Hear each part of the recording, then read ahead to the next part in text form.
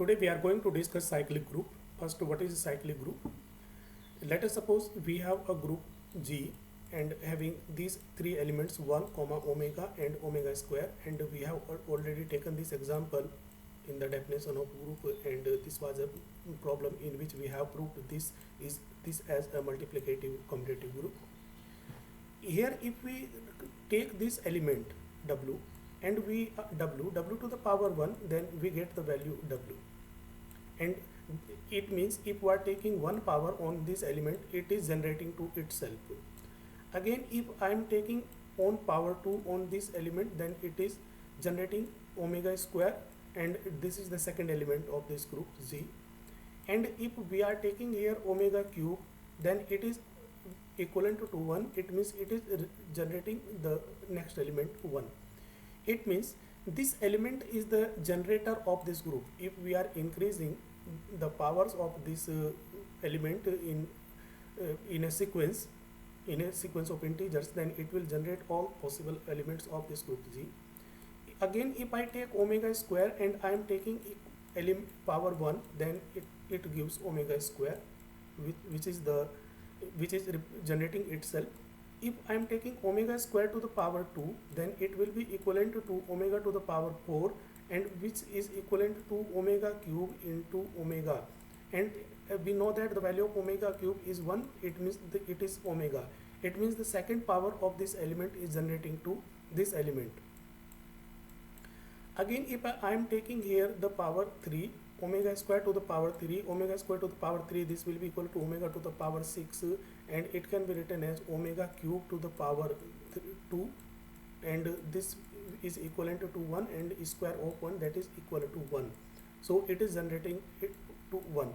It means these two elements can generate all elements of this group G if we are increasing the powers of these elements in integer style. So this is a cyclic group.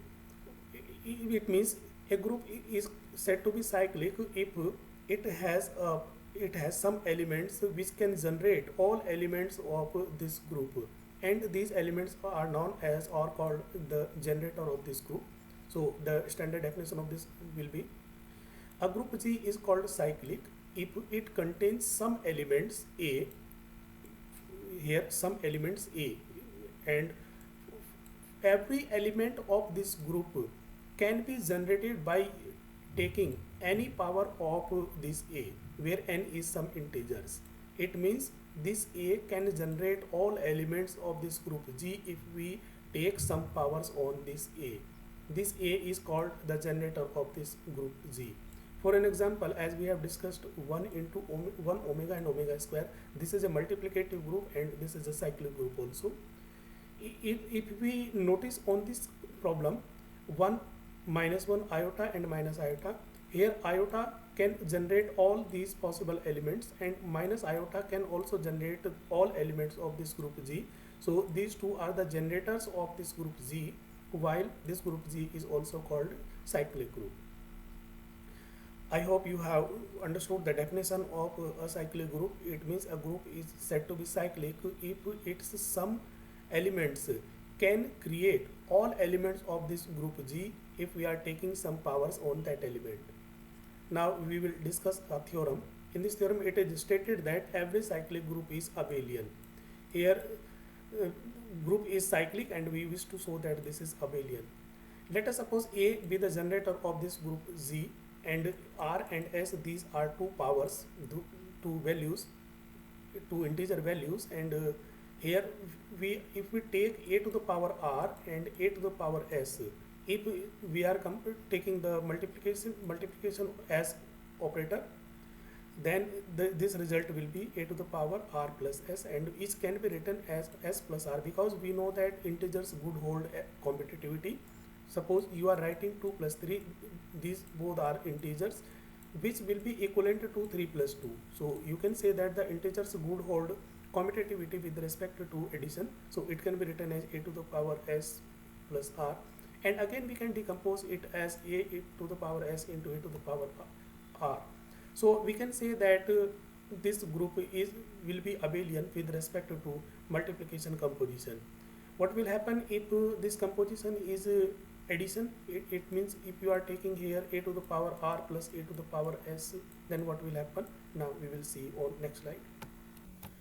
Here we are taking the sum of these two integers, these two elements of a group, and we are using here addition sign symbol. A to the power r can be written as log into exponential of a to the power r. You can look at it here, log and a to the power r. Here we are using the log of base e, because we know that this log can be cancelled to this e, and so that we get the resultant a to the power r.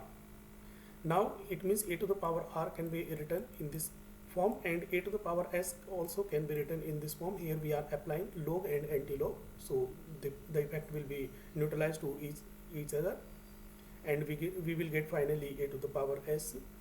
Now this will be considered as m, and this will be considered as m, so we see that this is log m plus log n, which can be written as log mn. And here we are noticing that this is e to the power a to the power r, e to the power a to the power r into e to the power a to the power s. These are some powers on this exponential function. Because the base is same, so these powers will be added, so it will be equivalent to e to the power a to the power r and plus e to the power s.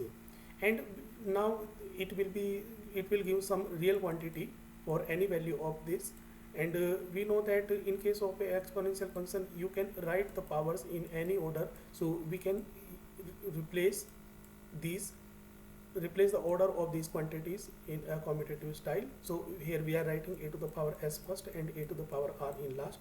Now this exponential will be cancelled out by this log, so here the commutative property can be also satisfied. Therefore we can say that every cyclic group is abelian. This is one more theorem, and in this theorem we wish to show that the order of a cyclic group is same as the order of its generator. It means the order of generator and the order of a group will be always unique. Here we have assumed that a be the generator and n be the order of this group, so a to the power n will be equivalent to identity. And we can also say that any integer power which is less than n cannot generate identity, because the order is the least value, least integer on which the element can give identity. So s will not give the identity, so we are using here a to the power s will not be equivalent to identity. But if it is this s is greater than n, then it can also give the identity, as we know that iota to the power 4, this gives identity. With respect to multiplication, it gives 1. But we know that iota to the power 6, this will also gives 1. So we can say that the power which is greater than integer can gives identity. So if s is larger than n, then this may be written in this style. As we are taking the example of 4 and 6, then if you divide this 6 by 4, then we get this result, and 6 can be written as this divisor into quotient plus remainder. Similarly, if this s is larger than n, then this s can be divided by this n. Either it will be divided completely or some remainder can be obtained, so it will be written in this manner. If I apply this on here, then we get this result. And we are noticing that this a to the power s is equivalent to a to the power r. It means s is equivalent to r. So we can say that there will be no new element will be generated in this group. It means the power which are more than n will not generate new elements. It means that only the number of elements will be n in this scenario. That is, we can say that the order of this cyclic group will be equivalent to the order of its generator. In case of any difficulty to understand this theorem, please contact me. In our next lecture, we will discuss some more theorems and problems based on cyclic group. Thank you so much.